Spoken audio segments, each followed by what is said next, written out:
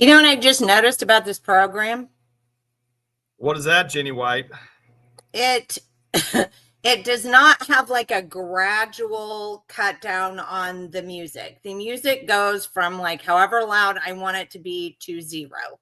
Oh yeah, why don't you ask for an enhancement?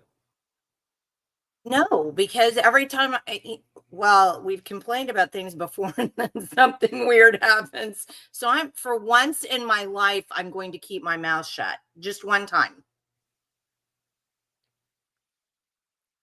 So Well, might be a nice enhancement. It might be, I don't know, but it's very weird and I'm not sure I'm nuts about it. So good morning, everybody. We got a nice audience this morning. And I was thinking to myself, gosh, I'm so glad that it's rainy so that we have time to bring our friend Robert Bortins in today to talk about something that is a very, what would you call it, Michael? Contentious? Is it contentious? At the least, yeah, at the least. Yeah, there's a lot of name calling that we do here, and there's a lot of, I'm not sure that there's a lot of necessarily critical thinking. See, this is why I love you so much, because that's exactly what I was going to say. I was going to say the words critical thinking. Yeah. Well, I was going to say, what a month you've had from fire to water. I figured maybe you're going to run off the podcast today with like a prairie mudslide or something coming in and going to take half your house out or something. Well, there is that. Dave and I were working on the arc last night, but we just did not get it done. So I keep hoping it will stop raining at some point. But yes, I'm looking out the window today, and instead of fire, I am now seeing a giant wall of water coming down my driveway. So fire and water. I have now completed the circle. Yeah. All right. Well, let's bring on our guest this morning because he's got a hard stop, which we're not used to. And we want to make sure that we have a chance to talk to him as much as we possibly can before his hard stop at 11. So without further ado, I am going to bring on our friend Robert Bortins, who is the CEO of a homeschooling program called Classical Conversations. Good morning, Robert Bortins. How are you? Good morning, Jenny and Michael. Thank you for having me on the show today. Excited to be here. You know what? Yes, I think you're the biggest celebrity that we've had on. Certainly recently. I mean, we had Trent Luce on. He's a pretty big celebrity, but you're like becoming this huge celebrity. Oh, I am. I'm sorry. No, it's great. You've been on. As a matter of fact, I'm kind of a little jealous because I'm like, I have tried to get this information out for so many years, but you're making headway, and I'm so glad. So tell us about. You've been on the Sam Sorbo show, but you also went on another nationally recognized podcast just recently. Tell us about that. Yeah, so we were just on the Sean Ryan show. It's one of the top 5 podcasts. Sometimes it's the #1 podcast in the world. And we talked about homeschooling. We talked about classical education. We talked about why we reject government funding of education and why that is the core reason education is failing here in the United States. And it was a lot of fun. And it was great. I'm going to be on the Jenna Ellis show on the radio tomorrow morning. So back-to-back morning radio or podcast hits for me today and tomorrow. So it's been great, and just being able to get the truth out there. And it's been a wonderful burden. Sometimes, I didn't grow up or plan to become the school choice anti-evangelist and why it is morally wrong, why it will destroy Christian education, and it's just a path that we shouldn't go down. Well, this is kind of sad because, I mean, apparently you don't love Jesus. That's really sad. Yeah. Well, Thomas Jefferson said this, and I'm gonna read it. To compel a man to furnish contributions of money for the propagation of opinions which he disbelieves is sinful and tyrannical. Thomas Jefferson, Virginia Statute from Establishing Religious Freedom, 1786. And he also said in that same article, Almighty God hath created the mind free, that all attempts to influence by temporal punishment or burdens or by civil incapacitations tend to only beget habits of hypocrisy and meanness. And so, God gave civil government no jurisdiction over the mind. Certainly, God did not give the civil government jurisdiction to place financial burdens on families to educate their children in ways that they disagree with.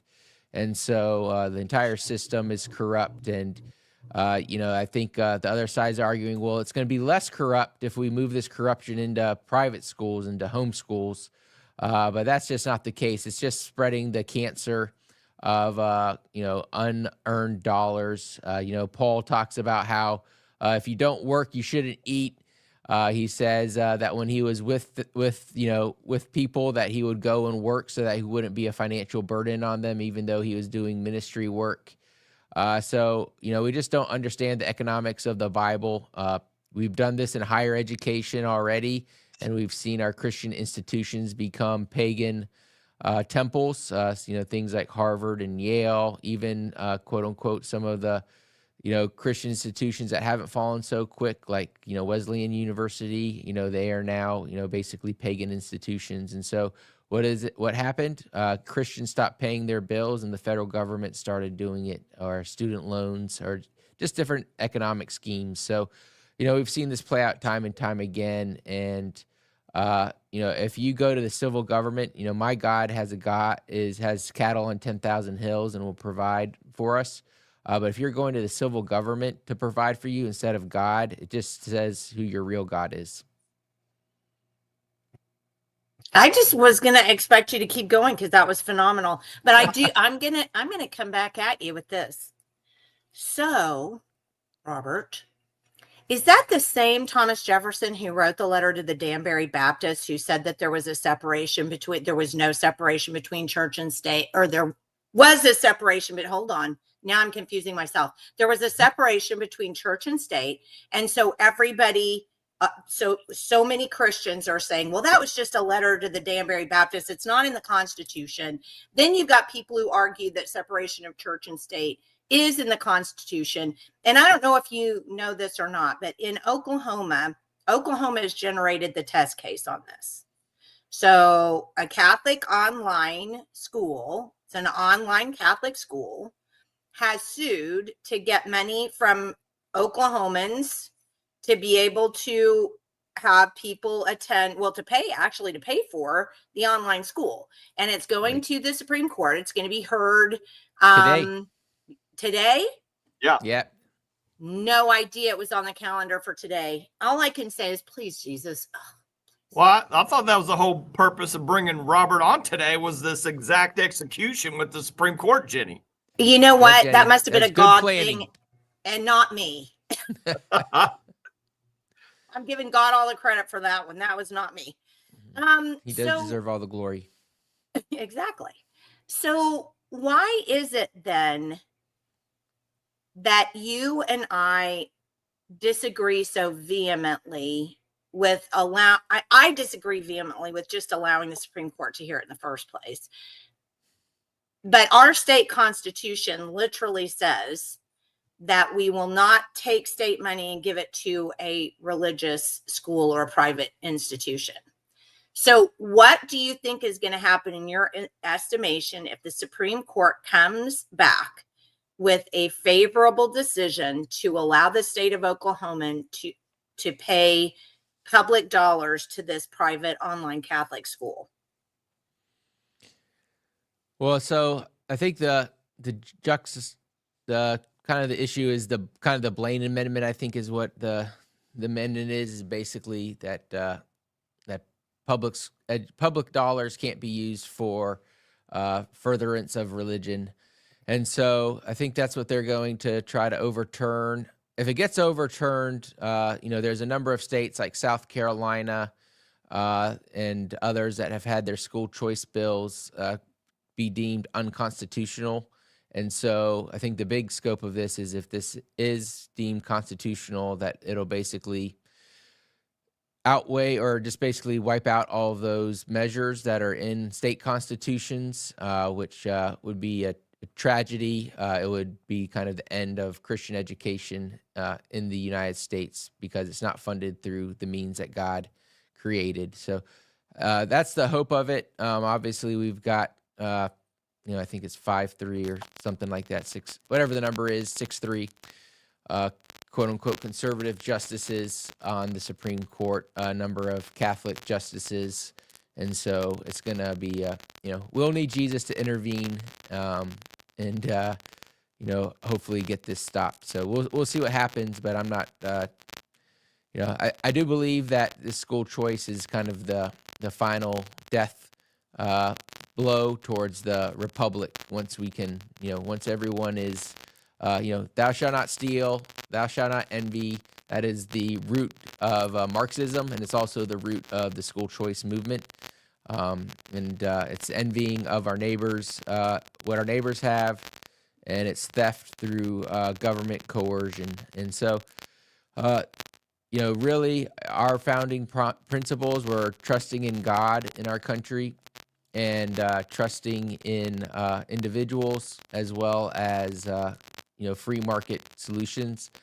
And since school choice is just it's the culmination of 200 years of work to split up the families, to make the government, civil government, pay for everything. And once the conservative side buys into this hook, line, and sinker, they'll buy into things like universal basic income, universal health care, universal housing.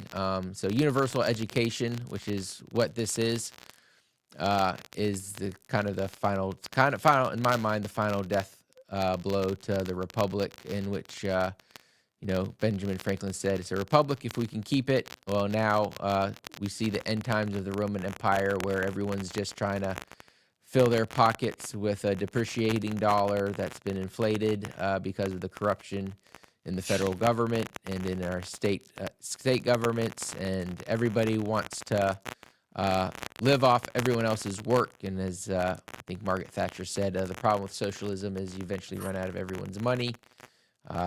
With the modern money theory, they hope that they can just print and print and print, which is just going to devalue and steal everyone's form or work. So, yeah, it's a sad day for our republic, and it's a sad day when you see Christian leaders and conservative Christian think tanks advocating that civil government is the answer to issues that God clearly demonstrates in the Bible.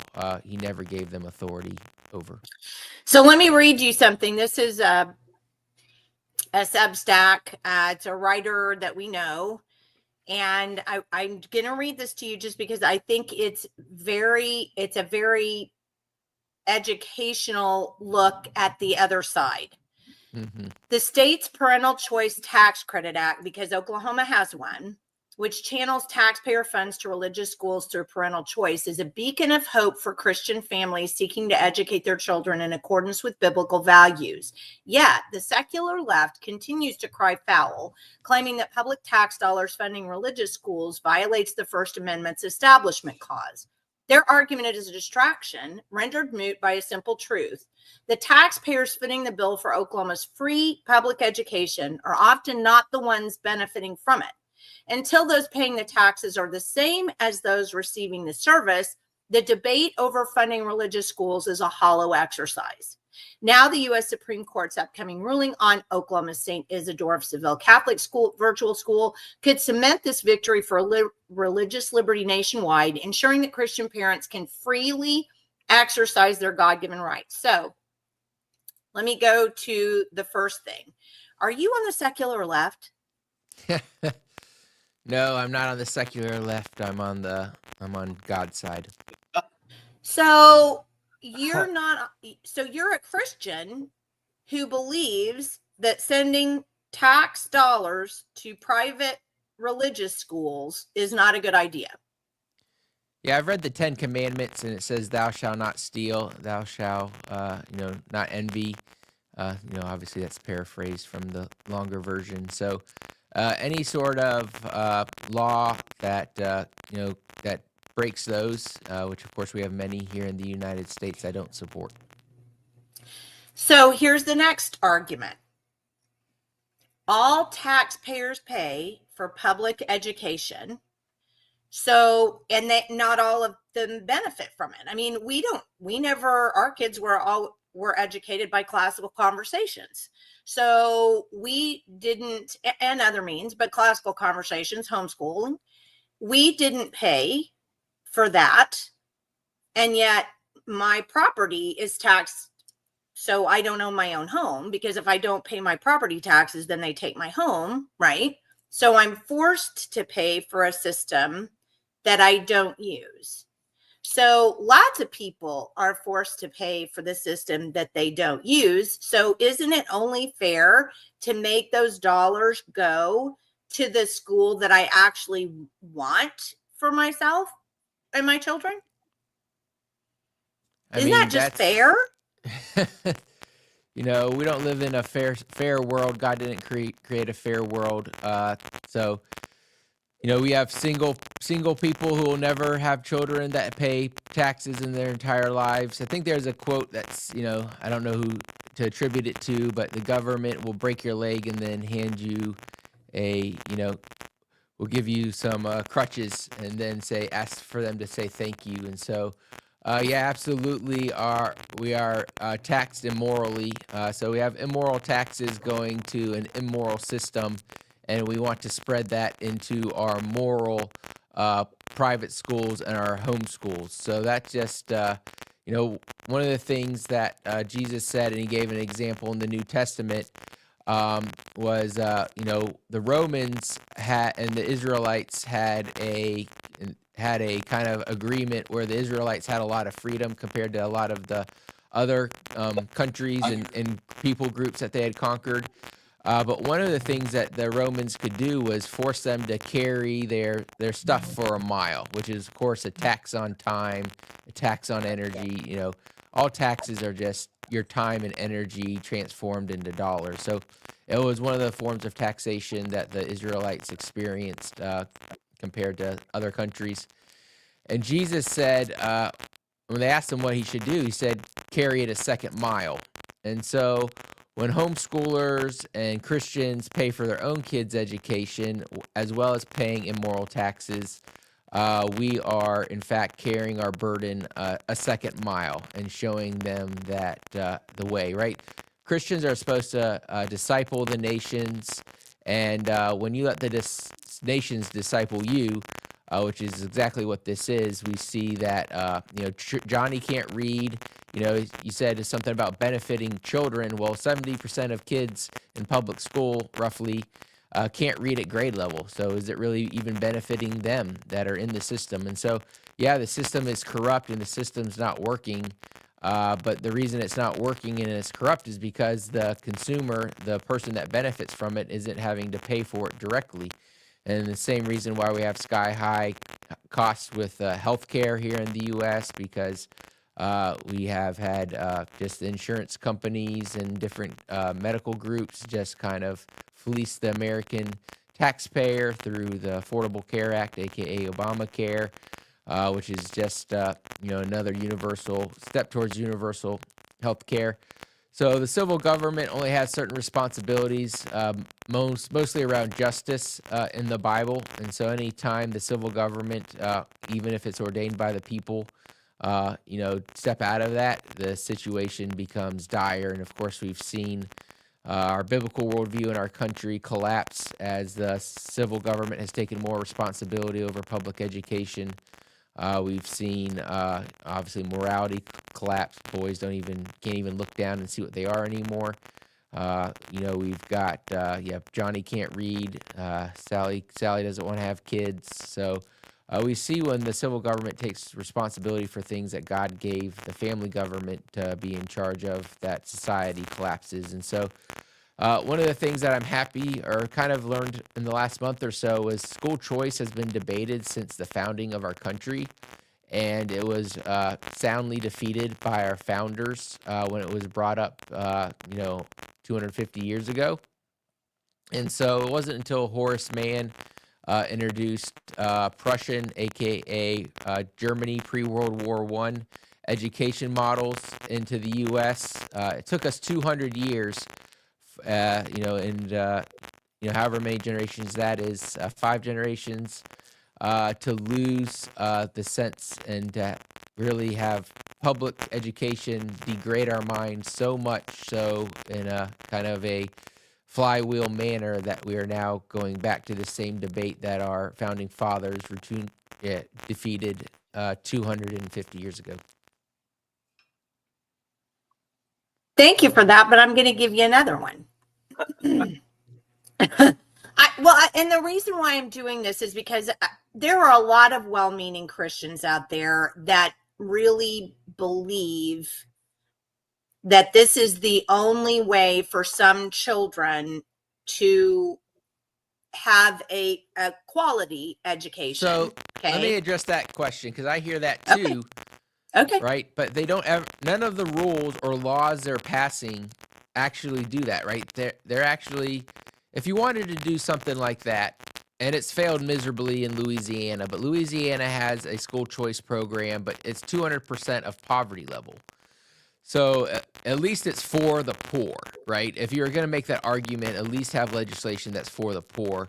Like the Texas legislation, like you can be a billionaire and get tax dollars to send your kid to whatever school you want to. So, in Oklahoma, our governor actually thought about taking some of his kids up on the tax credit, because ours is actually pretty high. Our lower one is about $60,000. You get about $7,500 if you have $60,000 worth of income, but it goes up from there. So in North Carolina, it's a tiered system too, where you get more the less you make, so the more you make. Yeah.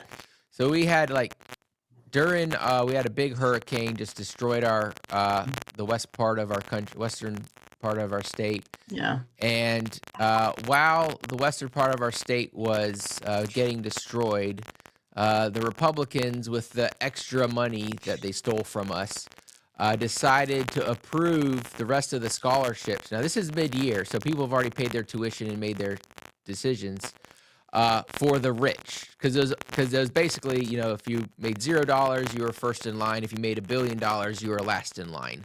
So it was the 5,000 richest people that applied for it didn't get it because the program had run out of money. Well, while Western Carolina was being flooded and those people needed help, they were busy giving a tax money away to the richest private educators in the state. And so, if civil government is supposed to, help the poor, we've had a war on poverty. We've spent trillions of dollars on that. I think we've lost that war. We've got more people in poverty than we've ever had before. Well, LBJ didn't really want to help the poor people, so let's make that clear. That's another 1 hour long conversation. That's true. The bottom line is the civil government stepping in and helping the poor doesn't work because God didn't ordain the civil government to step in and help the poor. He ordained the church and families to help the people that are in their own family, and the government to help people whose family no longer existed, such as widowers and orphans. And so the more that we get away from that system, the poorer the results are going to be, and the more expensive it's going to be to obtain those results. And so, people like me, I give away tons of money to different charities, helping different sorts of organizations, but I pay tons of money to the civil government to do things God never jurisdicted it to do. And, while I get 10 times the return on my money, they get 10% of a return on the money they spend. And so it is it's a backwards country that we have, and Christians that continue to, say that we need to have a smaller government and then advocate for government to take over more portions of our education system and to suck back in those who have been rescued from the Marxist education system through bribery is immoral. That was great. Okay, I want to show this because this is another conversation I want us to have. So Catherine says, St. Isidore should contact the Catholic Church to pay for their school. How long before radical Islamic schools are also taxpayer funded? Slippery slope. Right now in Texas. So right now in Texas Oklahoma. and in Oklahoma too, but I know Texas has 26 Islamic schools that will be almost fully funded by the conservative Republican taxpayer in Texas. They got an LGBT school that will be fully funded by the taxpayers. And so, I mean, I don't know the specifics in Oklahoma. I'm sure you guys have some Islamic schools as well. And so the problem is, like, as abhorrent as that religion is to me, you know, if you're paying for it yourself, like, go for it, right? If you're making the taxpayer, if they're making Jenni and Michael and whoever's listening to the show pay for the indoctrination of your kids into some radical ideology like LGBT, that's again immorally wrong. And so the thing is, and what they don't think is, like, people who are we're all hypocrites because we're all sinners and fallen short of the glory of God. But those of us who are actually trying to follow the Bible are going to be hurt the most by this, and those who are happy to ignore God's word will be the ones that benefit from it. So absolutely, the people of low moral character are going to be the ones that take advantage of it. The people who are happy to get rich off taxpayers are the ones that are going to benefit the most from it. People like Bill Gates, the Walton Foundation, Jeff Bezos, they are salivating at these school choice bills because they plan on buying up the schools and turning them into data mining operation of the children. You might not even know that you're sending your kid to a school run by one of these radical leftist think tanks. You think it might be a Christian school. But like I said, you can just look at higher education and how poorly Christian schools are being run and managed and how poorly they're educating people. I saw a study, I think Barna, and I might get the exact percentage wrong, but something like 37% of pastors have a biblical worldview. Well, it's not surprising when they didn't pay their own bills, when they got federal student loans to pay for it, that when the church isn't demanding that these institutions create pastors with biblical worldviews.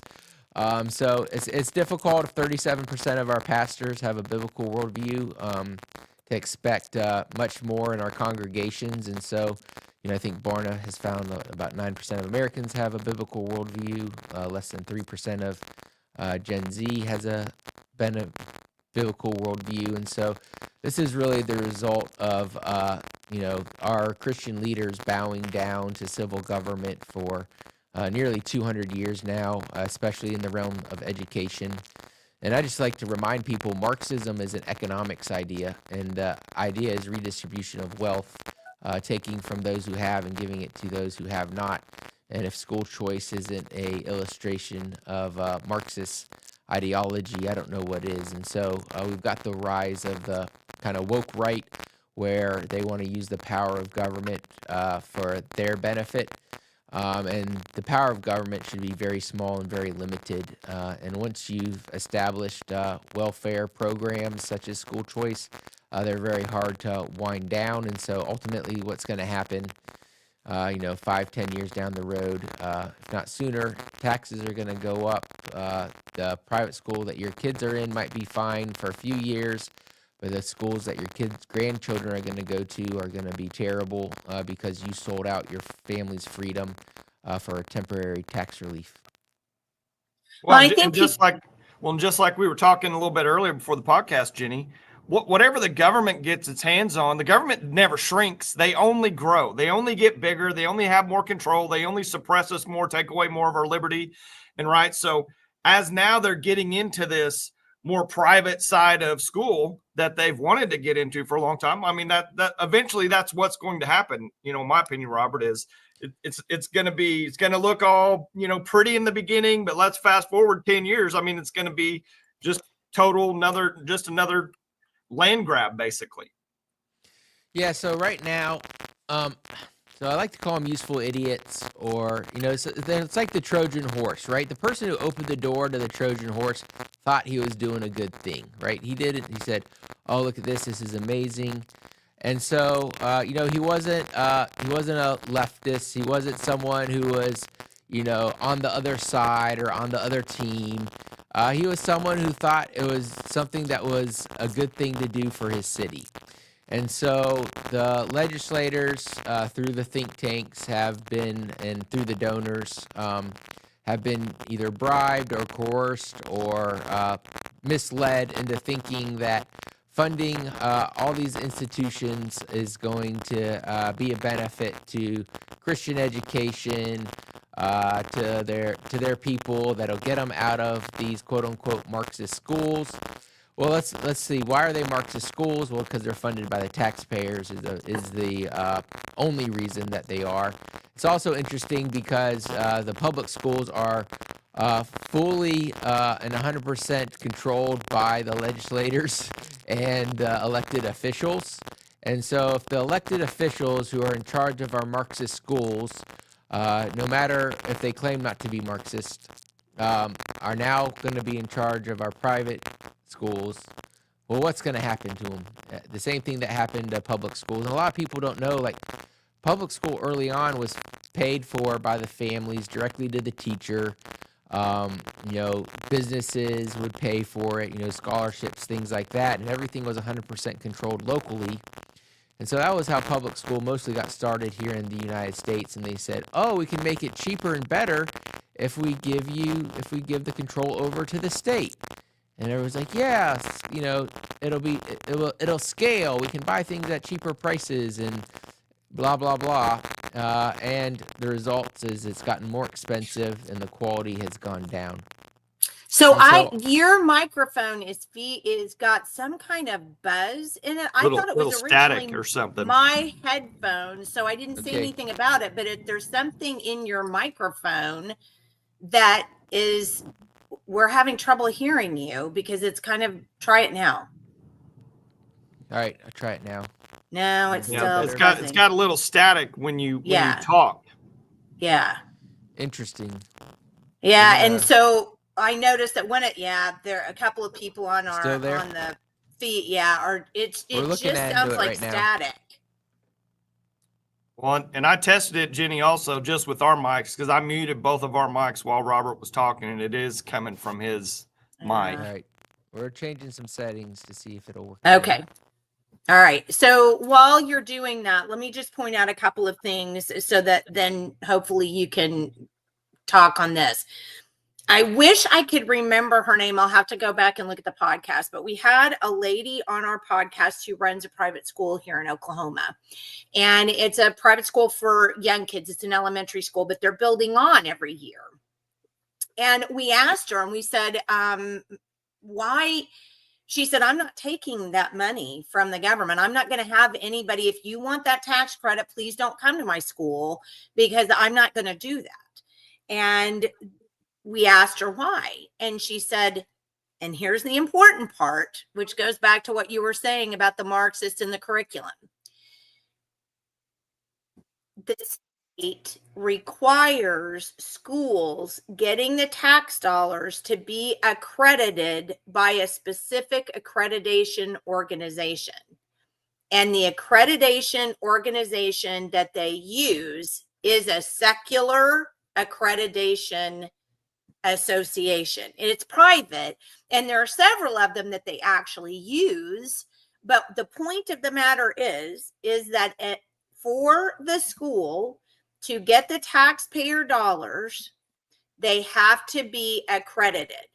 So if the private school says, oh gosh, I'd really like to have parents who, can't really afford it, we'd like to be able to get this tax credit. If they do that, the school then has to go through the accreditation process. Once they go through the accreditation process, now all of a sudden, it's not necessarily their curriculum. They have to do what the accreditation agency says that they have to do. And suddenly, this sweet little religious school is now able to take federal funding as well as state funding. And so now you have to bow to the Title IX stuff when Biden was pushing all that Title IX stuff because you took the federal tax credit. And I think people and parents don't understand this isn't just a simple question of, because my argument, and Michael's made the argument, you've made the argument beautifully, where whatever government money touches, government money corrupts. This is the specific reason, the accreditation issue. Well, and maybe not just corrupts, Jenny. Maybe a better word is controls. Ultimately, they are going to control those schools. No matter what you think, how sovereign, whatever the schools run now, they are going to control that school at some point. When they are the main money going into that school, they will control it. Yeah, can you guys hear me better now? We switched. Yeah. Yeah. Okay, good. Yeah, we switched cords, so maybe the other cord got stepped on or something. Yeah, so I think, Donald Trump has said that he wants to put more money into school choice states. Well, when Kamala Harris gets elected in 4 years or 8 years or whoever the next one is, they can say, well, if you've got school choice and you can afford to give away millions of dollars to billionaires, like, why should we give you? And we're going to give you less money if you have school choice. So ultimately, the plan is to make school choice a political football, and so many people addicted to the money that they can't get rid of it. And I was actually at a conservative think tank event, and a person who's starting businesses or schools, businesses, yeah, they are businesses, in these states to collect this financial money. He said, well, what happens if they take the money away? And at this conservative event, the lady up there says, well, we just need to get so many people taking the money that becomes politically impossible to remove it. And of course, that's what we do for all of those. That's why we can't get rid of any welfare programs. That's why, even though Elon Musk and Doge is exposing so much corruption at the federal level, our Republican senators and House members still plan on funding all of those in the next budget, from what I've seen. So it is a truth that once these things kind of get established, and it doesn't matter how corrupt they are, and they will be corrupt. I mean, yes, it controls it, as Michael pointed out, but anything that goes against the design that God gave us will eventually get corrupted as well. And so, yeah, it is. It'll do to our K through 12 private schools just what it's done through our higher education Christian schools, that will ultimately make them bow down to different accreditors instead of parents, because as a conservative and as someone who wants our tax dollars to be spent responsibly, I do think that there should be checks and balances. I just was talking to a friend in Utah, and his homeschooling neighbor who took their voucher money spent it on a vacation to Disney World. And I saw a thing on Facebook where a mom remodeled her home in Florida and got it paid for by the Florida taxpayers, because she convinced the Florida people, well, they pretty much just, because they get so far behind, blanket approve everything, that it was part of the child's educational needs. They're buying big screen TVs, all sorts of things with these educational vouchers. And so ultimately, of course, it's just becomes common sense at some point that the government needs to put strings on it, and will put strings on it. But the invisible string of Marxism that the government has jurisdiction over your child mind is put on anyone who takes the money right away, that the government is responsible for educating your kid and paying for that education, and that they can do that by coercing your neighbors to pay taxes from their hard-earned money. I mean, I think I saw it's like most American, if you're a federal taxpayer, which not everyone is, the average federal taxpayer has to work till mid-May before they start seeing any money in their own pocket. And then, of course, you have state taxes, so then that's going to put you into probably early June. Someone like me who does do well financially, I probably don't start working for myself until July. So yeah, it's frustrating. I pay taxes in 22 different states because of our jurisdiction, and we do business in all over the country. But ultimately, I'm not necessarily happy to pay it, but I would rather pay that and have my educational freedom than pay that and have them capture my mind as well. And you hear that from like Christians who go to prison. They can put my body into prison, but they can't put my mind, they can't put my soul. Well, this is a attempt by the state governments to put your mind into a prison as well. Well, and real quick, Jenny, just to dovetail on that just slightly, which you and I have talked about this multiple times, but I just, since there's so many people on here and probably new people, I just want to say, make one comment about when this was something that was told to me, Robert, by one of the top administrators. And I just want to give you an example of how these people think that are literally government employees in one way or another, these government schools. This top administrator literally told me that once the schools started, that we're talking just Edmond public schools, once they started feeding and transporting the kids, they became their kids. They're, it's not like I was making the argument, hey, these are my kids. I should be able to make the decisions about what's going on. They're like, no, once we started feeding and transporting, they became our kids. That's literally the mentality, I think that we're going to ultimately end up with from the government. The government's going to say, these are our kids. Yeah. Well, MSNBC host, Melissa Perry or something, like a decade ago now, I was looking at it, basically said we need to stop, get away from this idea that they're your kids and come to this idea of our kids. Again, paraphrasing it. If you're on a conservative, it played like nonstop for months. But that's basically what school choice is. Like, she was a pioneer of the school choice movement with that statement, and the conservatives have bought it hook, line, and sinker. And, I've talked to, just a handful. So these are anecdotal. But if you think about it, it makes sense that the entitlement of these students that go to these private schools that they're not paying for is out the roof. Like, the teachers are miserable. The classrooms become miserable. I was talking to a friend who talked to one of the people administrating the program itself in Arizona. And he said, welfare, people on food stamps don't behave like these people. People who, are on Section 8 housing don't behave like this people. Like, the entitlement of this is my money, I'm going to spend it how I want to, of those people taking school choice money is like very different than your typical person on welfare who's like, I'm so thankful for this safety net. I'm going to get out as quickly as possible. Now, you got the people, of course, who abuse the system, but the people who really do just get into a bad situation. This is a permanent welfare program, mainly benefiting, especially if there's no income tax. It's typically 70% are upper middle class or more, already sending their kids to private school. So it's a redistribution of wealth from the taxpayer, typically, and it's property tax. So that's everyone in your state, typically to the wealthiest people in your state. And as soon as they start feeding your kids, you've given away. You've basically allowed them to become the parents of your kids. And it's no wonder that there's so many parents who say, well, I could never homeschool my kid because we don't get along. It's like, yeah, because you've given away all of your rights to the state to educate your kid. And it's just sad whenever I hear that. But I think you're absolutely right. We got to go to first principles. We can't, if we want to fix our country, we got to go back to the basics. Trying to rearrange the deck chairs on the Titanic is not something I want to spend my life doing. I do talk to a lot of people who are in the conservative movement who are, older in life, 70, 80 years old. And they said, I spent my entire life trying to reform government paid education, public schools.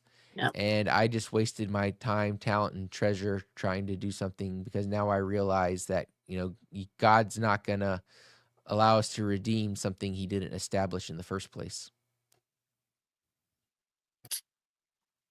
Wow.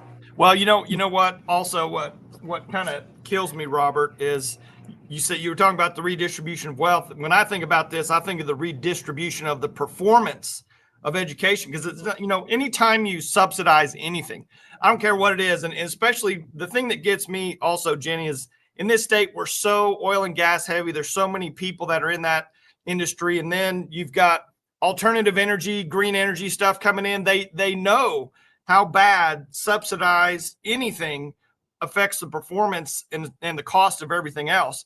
So when you look at that, Robert, when you subsidize education, look how bad public education has already done just in the last 10, 20, 30 years. compared to, probably where it's going to go. It's just like anything. When you subsidize it, now you've taken away all the incentive to perform. There's no reason to act morally or do good work or do whatever, because someone else is paying for it. You don't have any skin in the game. Well, and Well, I want to said- make, well, I the want to Bible follow really up quick on that said- because you Go ahead, addressed Jenny. this before. You addressed this before, and I want you to readdress it because you said it so well before when your microphone was buzzing. You talked about the fact that Christians seem to want this, right? They've been propagandized to believe that they deserve this, which is firstly a wrong principle for Christians. We don't deserve anything. We're all sinners. We deserve nothing. So how we deserve and how it's fair for Christians to say, well, we need to get some of that money back.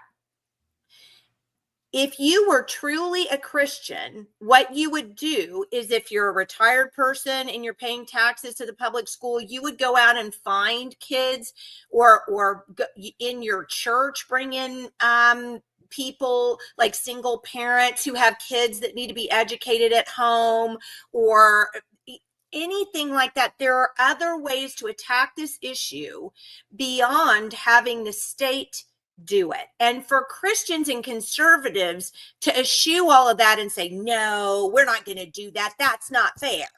And then say, but it's fair for the state to do it. How does that work again?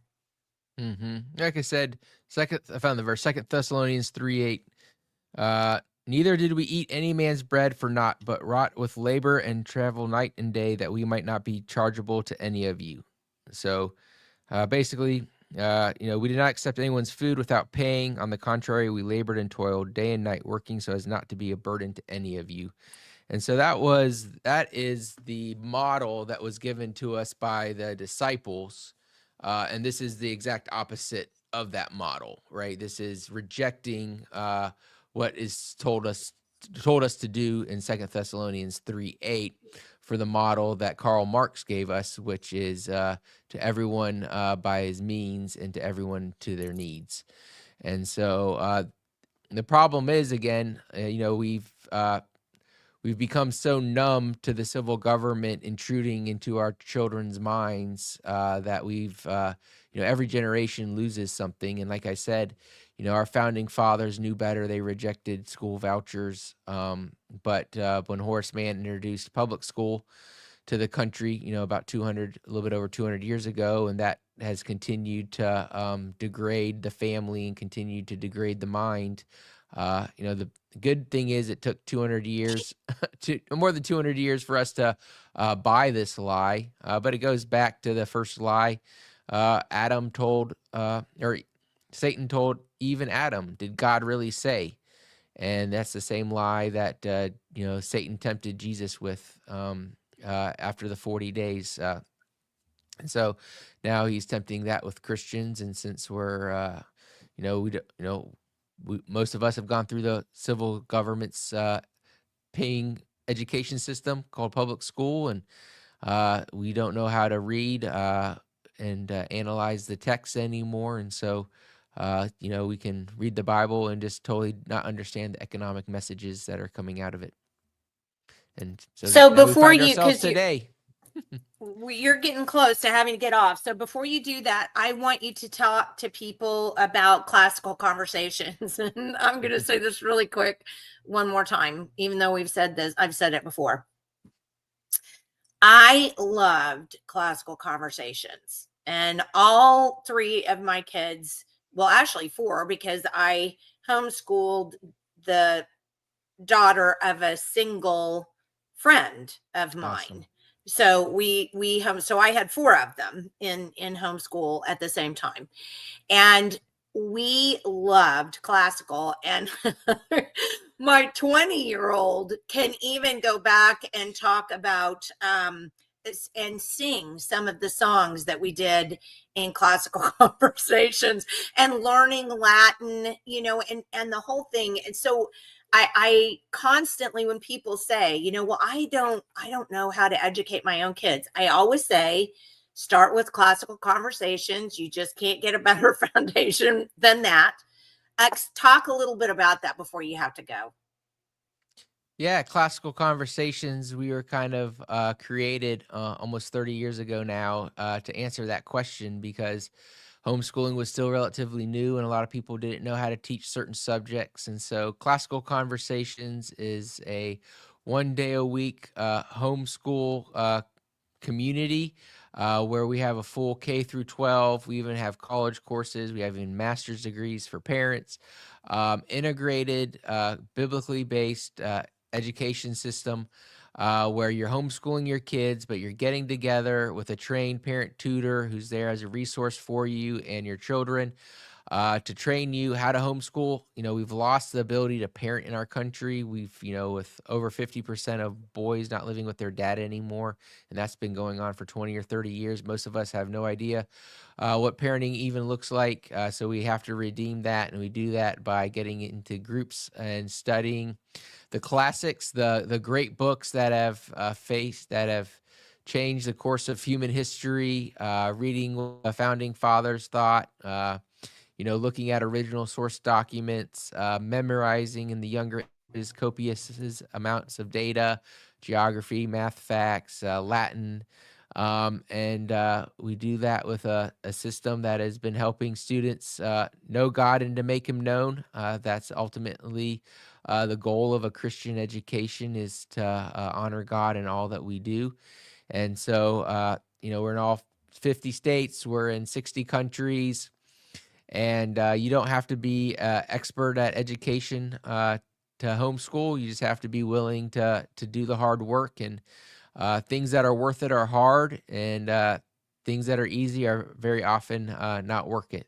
And so we like to say we help you as families do hard things at Classical Conversations, because God's very clear that that there's only going to be a remnant, and of course we see the world around us rejecting God and his laws, even people that we would agree with, even people that we sit in pews with at church. And it's because we have allowed the state to have jurisdiction over our children's minds when God gave it no such authority. And as a parent, the best thing you can do for your grandchildren is to homeschool your kids now. It might be tough. You are rejecting the ways of the world for God, but God says his ways are not man's ways, and that his goal is to help us flourish and to live the good life. And living a good life isn't keeping up with the Joneses. It's not working a job you hate to buy things that you don't need so that you can take a nice vacation once a year with kids that you never see.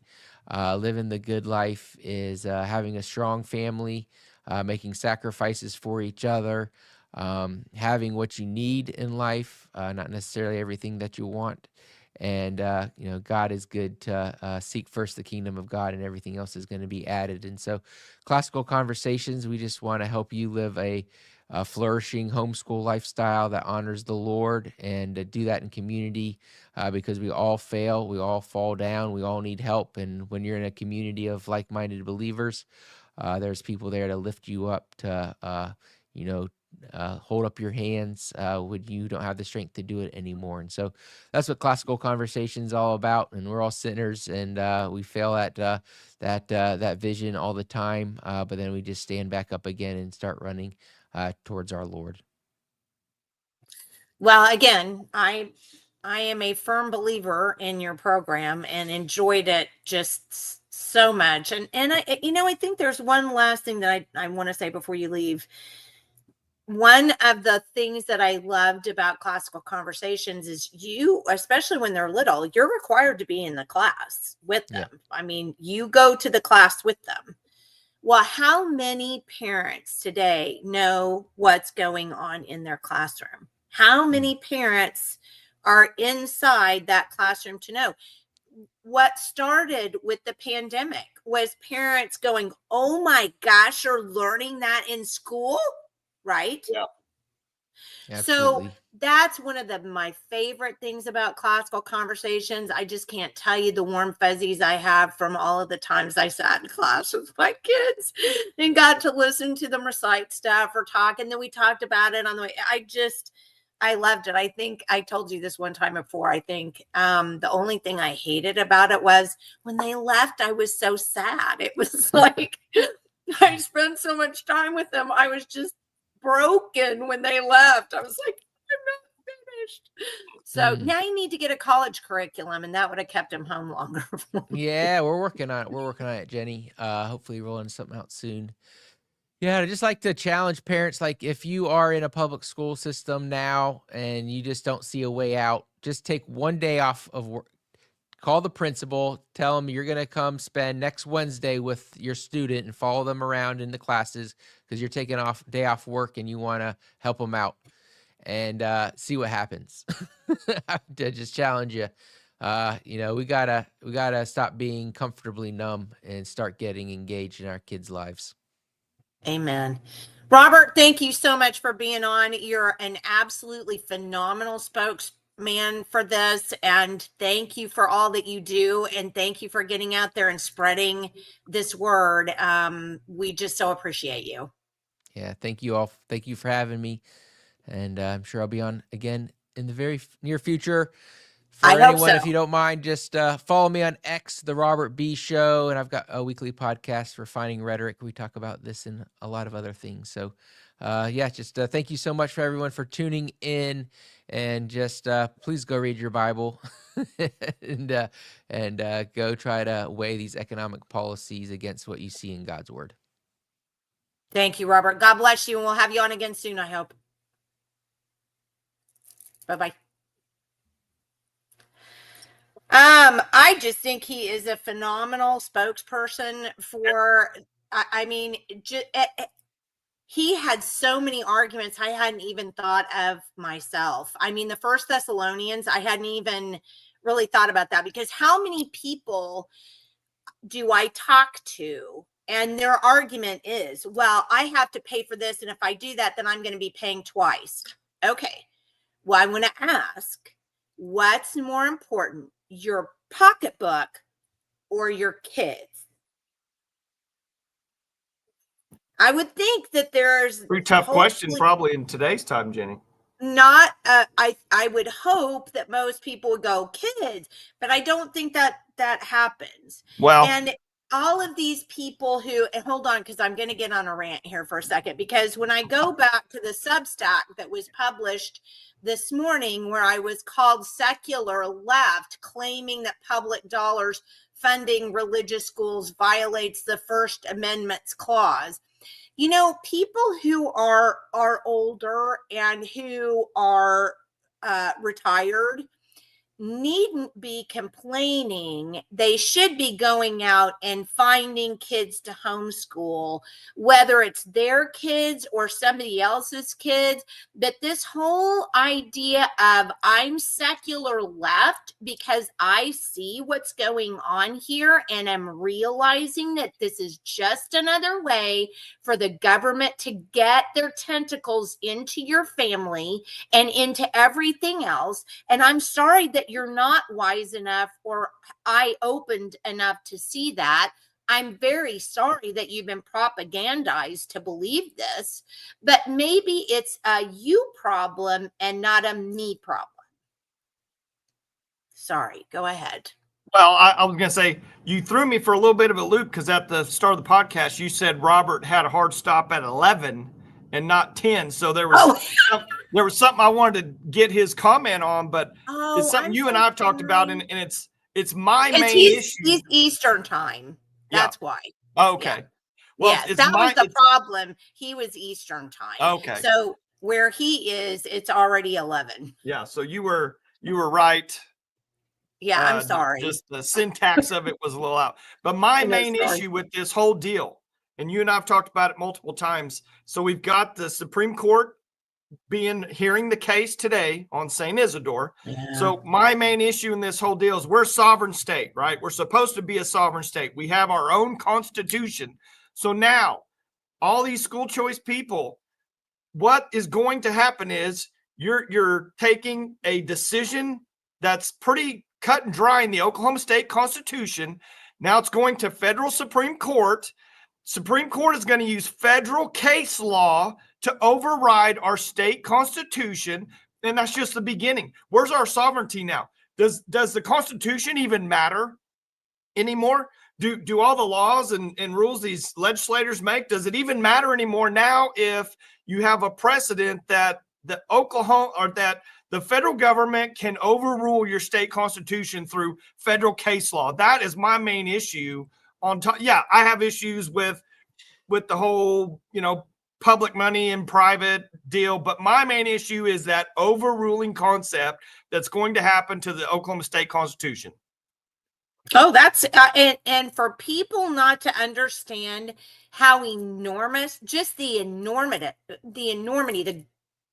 the gravity of that situation indicates to me how ignorant we have of a population. I want to go back. I didn't want to do comments while Robert was on because I knew he had a hard stop and we wanted to get as much of him in there as we could. Becky says, hoping at least for a 4-4. I guess I'm not sure what that means, but yeah, you're all the things. Not to mention the Catholic Church is a phenomenally wealthy institution. Why are they not funding their own schools? Why is it why even? And I think this is an important thing to really consider. Why would the Catholic Church want to overturn the state constitutions of all states, which is what this will do for those who have this in their constitution, in order to fund schools that they can already fund on their own? Yeah. You and I have already read the book that explains how the Catholic Church and the mafia and the Catholic Bank and all of that, I mean, they have plenty of money. If that were true, and I think I'm not sure, Lisa, you might have to say, but I think we were talking about, if that were true, none of us would have been given quality education in the 90s, but we did better than what's happening today with all the advantages of technology. This is why I moved from Texas. And I think that we were talking about because the Islamic schools there. Gracious, this bill just went through the House defeated for now on more data mining. It's already happening. And they call this capitalism. That's the thing that kills me is they make the argument that this is free market. Well, I don't even know if they make the argument, Jenny. I think they just label it. It's just labeled free market capitalism, and that's it. That's all they have to say. That's right. They don't even make the argument. They just go, it is. It is. Well, it's funny. When I was at the Liberty rally on Monday, and my talk or whatever was all about, my speech was all about freedom. Do we even know what freedom is today? We think we're free. We say all the time, well, we live in a free country, and we absolutely do not. The day that the people from January 6th were thrown in a prison without due process was just an indication. That's not the first thing that made us an unfree country, but that should have been the biggest indication to everybody that we're not a free country. When I have to get a license to paint somebody's nails and bow to the state and say, may I please earn a living by painting somebody's nails? This is not a free country. And what would actually be free market economics would be, hey, I paint your nails.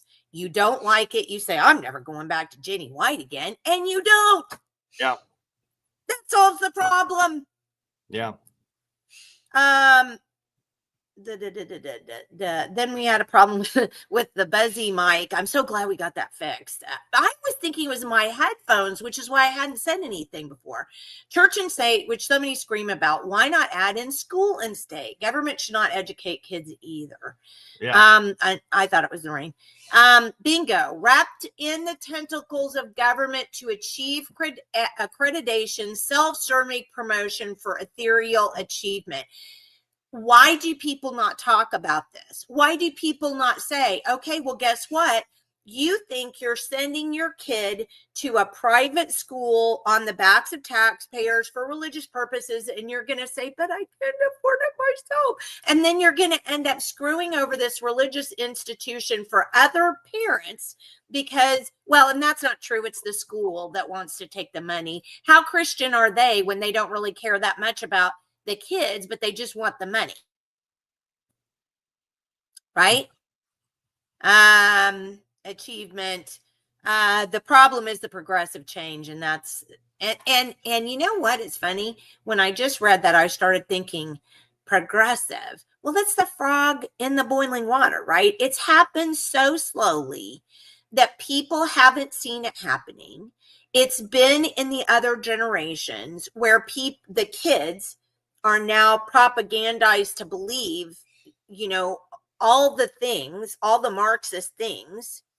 And then now we who know that isn't true, we're seen as stupid and old and marginalized, and old people are stupid, blah, blah, right? I mean, it works so well when you think about it. I mean, you got to admit the devil's done a great job with this.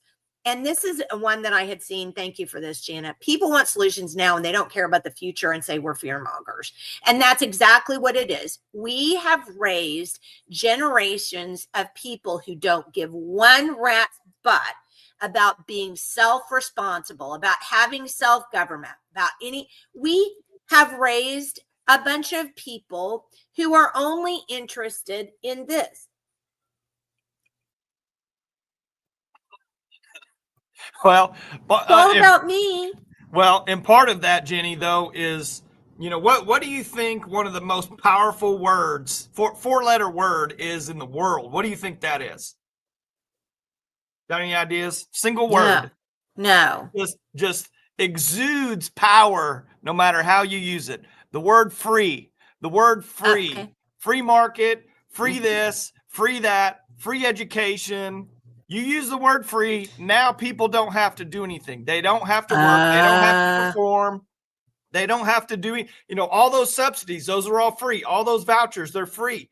Everything, look at all the marketing. You go to the store because you're going to buy one, get one free, whatever it may be. I mean, it's a total psyop in one way or another, but it's about control. It's about controlling where those people go. You want them to come to your store, so you're going to give them something free. You want them to use your phone, so you're going to give them a free phone. You want them to go to your business or, whatever. You want them to, get channeled into this certain type of school because it's free. Now you're going to control them. You're going to be able to actually just control what's happening. And that's, we've become so, like you were saying, there's no self-responsibility. There's no,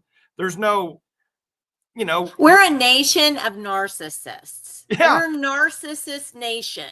Yeah. That's who America is. And narcissists cannot possibly worry about something down the road or worry about their neighbor or anything else. We're all a bunch of narcissists anymore. Well, we're total consumers. We don't produce. We don't perform. I mean, we were the world leaders in everything. Rewind 50 years ago, we were the world leaders in every single thing out there. Now we're just total consumers. And like you said, you got your cell phone right there. You're just consuming. You're consuming content that has no value to the performance or accountability or responsibility in your life. No.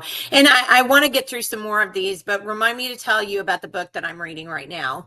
We were part of a program similar to EPIC very briefly back in California. When I turned in our sample work, I was required to completely black out the word God in our curriculum. I had to redact God.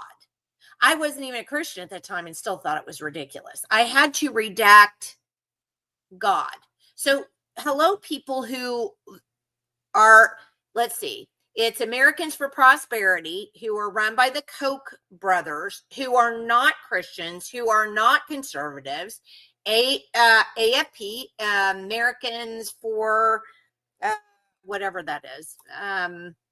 No, that's Americans for Prosperity. The other one, the American Federation for Children, AFC, that's the other one. These groups want, just like Robert said, they want to go out and create schools so they can make money off of it. They don't care about your kid. They don't want independent.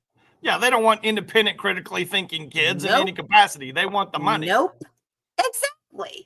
And all of these people, so you've got people like the writer of the Substack, who is a friend on normal everyday issues, but is going to call me a secular leftist because I don't believe in the propaganda.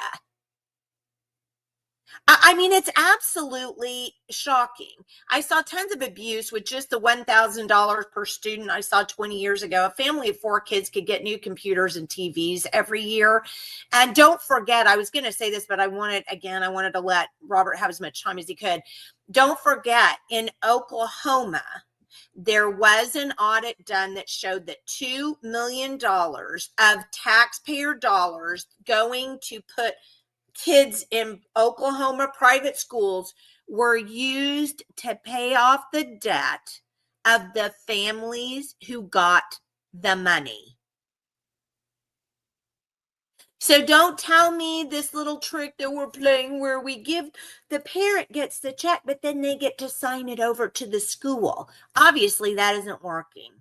Clearly it's not working. Yeah, I'll be right back. I gotta do something real quick. Okay. From Charlotte Iserbit, to clarify the problem with choice, except from Don Bell report, Jenny Baker, Texas contribution, the interagency daycare centers. Oh, yes. This was bad. This was bad, Michelle. 1971 states that any agency, public or private, which receives federal funds directly or indirectly through a grant or contract or by way of a voucher plan must meet all program requirements that are set down for public schools. Acceptance of federal funds is an agreement to abide by the requirements. And then she went over to it cuts them off.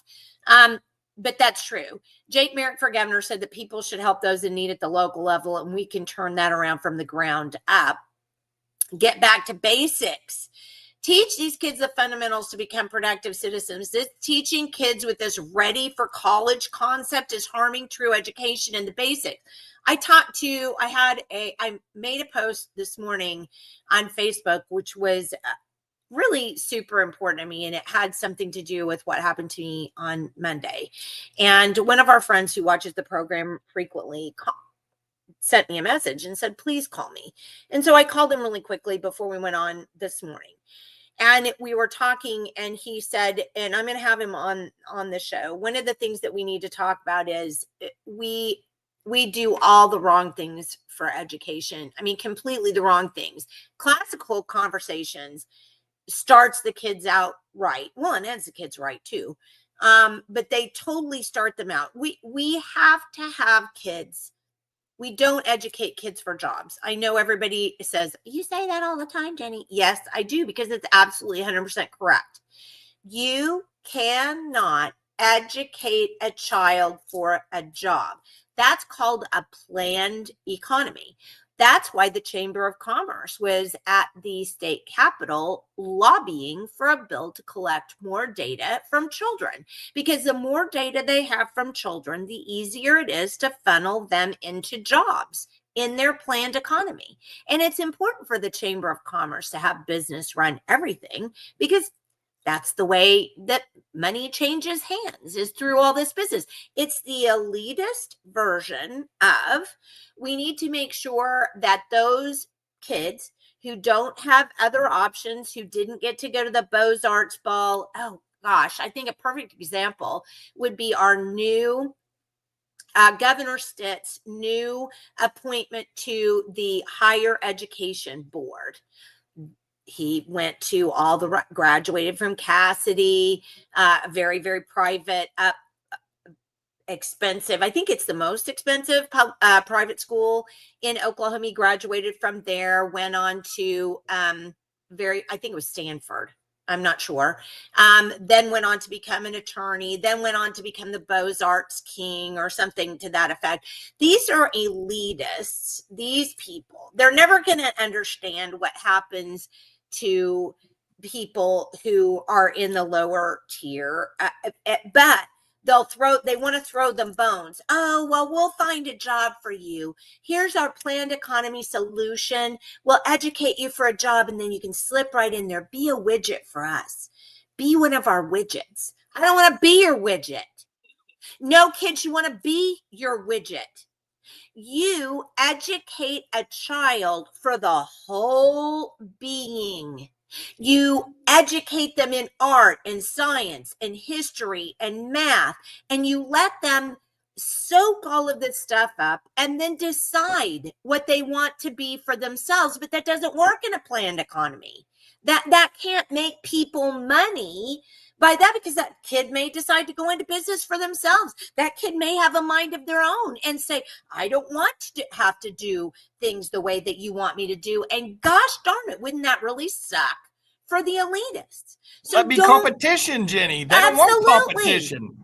Absolutely. So please do not believe any of these people. Coke, Microsoft, Amazon, none of these people care one whit about your children. They care about making money off your children. And when you bow down and worship these people and you say, oh yes, please, they're all for giving me more government money under the guise that it's fair and that I pay for it everywhere anyway, then no, stop it. Stop. It's flat ignorance. Okay. I feel like homeschooling myself now. I had to do that, Laurie. That's what I did when my kids went back in. That's what changed everything for me. Jake has a plan for ground up change. That's the classical conversation. Parents are learning alongside their kids, and it's beautiful. Absolutely. Federal government should be out of our business. I completely agree. They're muddying the words of our state constitution the same way Kenneth Copeland violates the gospel. Well, church state rule. I'm not really sure, Janie, you're going to have to flesh that one out for me. One positive outcome from the pandemic. Yes, Sarah Van Alstyne. More homeschool co-ops, micro school and hybrid homeschool programs available for families. Absolutely. Money. Yes, Ellen, money runs everything. That's what it's all about. Well, they're redefining all sorts of words. Why not capitalism? That's exactly true. Free market does not involve, say it louder, Sarah, for the people in the back who just don't, I don't want to have to do this myself. I just can't. I don't feel like I can. I just need the government to be my helping hand and tell me to do this. But then I'm also going to turn around and say, I don't want the federal government to surveil me. I don't want the federal government to do this. I don't want but you want the federal government or the state government to put your kids in private religious school. Yeah. Well, I still can't make that make sense. Yeah. On that money aspect, Jenni, let me just give you a simple example. And I do this with my own kids, and I've even tested this with my own kids. So let's say, you know me, I'm a finance guy. I deal a lot in the market and this and that. If I give you $100,000, Jenni, and I just say, Jenni, I want you to invest this $100,000. You know, you may kind of poke around a little bit. You may put it out there. You'll invest it. Does it really matter if you lose that $100,000? Doesn't matter to you whatsoever. Wasn't mine. You know, you're not even going to spend much time at all even figuring out how to really invest it. But if I said, hey, I will teach you how to invest your own $100,000, you know, you're going to make a completely different set of choices with your $100,000 than you would with my $100,000. You know, and that's what it really comes down to. Like when you look at all these subsidies, all these things, because you don't have any time invested along with money, but time. Because if I told you that we're going to use your $100,000, guess what? You're going to become an expert real quick. You're going to figure out, you're going to spend a lot of time not consuming. You're going to spend a lot of time producing actual results for yourself. And that's what it really comes down to. And I've literally tested this with my own kids, you know, where I'll give them, you know, a certain amount of money or, you know, I'll give them some coins in an investment or something. And they could care less. But as soon as it's their own money that they had to go do something, now they're all, you know, all day long. Hey, Dad, what about this? What about, you know, they want to learn more. They want, you know, they're incentivized to actually do, you know, something.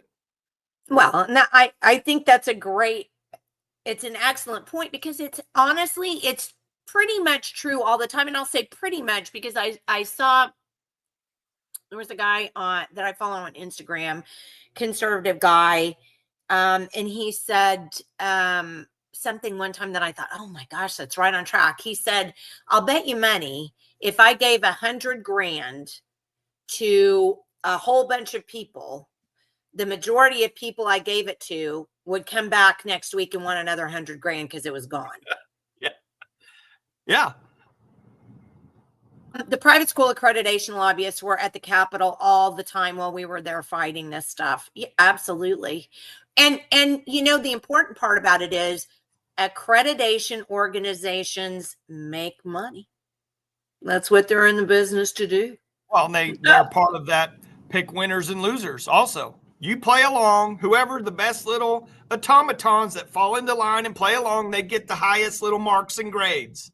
That's exactly what it is. But you know what? Most people who put their kids in private schools don't even understand that their school is accredited, and that if their school, and so many Oklahoma private schools take federal funding as well as state funding.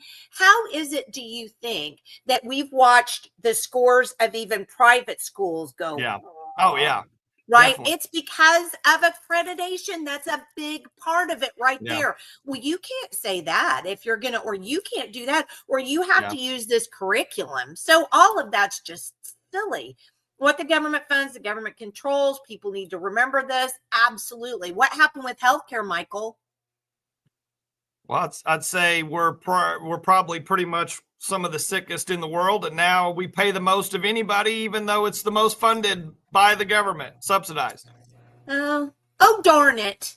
And there's hardly any competition now. Also, you only have a certain amount of providers that have all been bought up in one way or another, you know, conglomerated by these large corporations.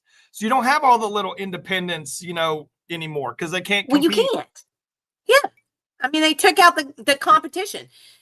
Well, it's about money. State legislators, local officials, and executive branch in Oklahoma have become increasingly involved in high financial interest, in projects. This is a free country. For everything is free. When you're not a U.S. citizen. Yeah, Edwin John. Pretty much. Michelle, Laurie Wood Allen, need help. I see what she's saying. The word free is the human equivalent of me calling my dog by saying, who wants a treat? Yeah, pretty much. Yep. John Boyd, the education system was transformed to the Soviet Polytechnic workforce training model. And that's true, Dorn. America's downfall will be that we're not a self-sufficient nation. Yeah, 100%. That's exactly what it's going to be. We're all, yep. And Jana corrected me, American Federation for Children. Less regulation is great in general, but I'm for licensure of nail salons. Anyone using toxic chemical and drill bits and risks of infection by bloodborne pathogens need to have a system of public health standards, aka licensure, just like restaurant kitchens need to be inspected by the health department when someone gets food poisoning. Live in a government, yes, but a few valid purposes of government exist too. I disagree with you. I mean, I agree that there are a few valid purposes, but I don't agree with that. I just don't. If you kill somebody through having poor hygiene at a nail salon, then that family has the right to sue you. That's what civil courts were for. That's what civil courts were for. If I get ptomaine poisoning from eating sushi at a roadside truck, number one, I probably should consider my common sensibility if I'm eating sushi from a roadside truck. But if I get ptomaine poisoning from that and I have to go to the hospital, etc., in a civil court, I sue that person. There is no reason for the state to be involved and get between my ability to earn money and the money I make. There's no reason. So no, I don't care if it's cutting hair. I don't care if it's a nail salon. I would even go so far as to say medical licensure, but because of the fact that you can legitimately kill many, many people at one time, I probably draw the line there. But no, not for food trucks, not for cutting hair, not for nail salons. No, don't agree with any of that. Yeah, but part of that medical though, Jenny, though, is the access to prescription drugs. If you had to be a doctor and not work within the parameters of only prescribing drugs, you probably wouldn't necessarily have to have a license, because you'd be able to utilize all kinds of alternative, methodologies. Well, and that's interesting though, because let's go back 100 years. How did we actually get physicians? How did the public have physicians? And we did have physicians 100 years ago. How did we get those physicians? And even further back, did you know that they were actually, it was OJT, it was on the job training. I'm going to take an apprentice. Here's the apprentice. I'm going to bring them in. We're going to do this. I'm going to show you how to do that. The state was never involved in that originally. Originally, it was all done by apprenticeships. And that's how the medical sciences were actually derived, was from apprenticeships. And because the population grew substantially, and because there were advances in medical technology that could kill a large number of people, same way with pharmaceuticals, the government took it upon themselves. The people didn't ask for it, because there were civil courts that were dealing with those issues. The people didn't ask for it. But the government stepped in and said, we're going to do. Now, after the government stepped in and did that, now what do we have?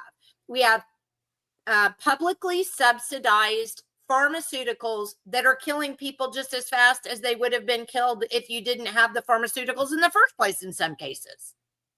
So don't tell me, no, it's great. We need to have, that licensing for this and that. We shouldn't have to.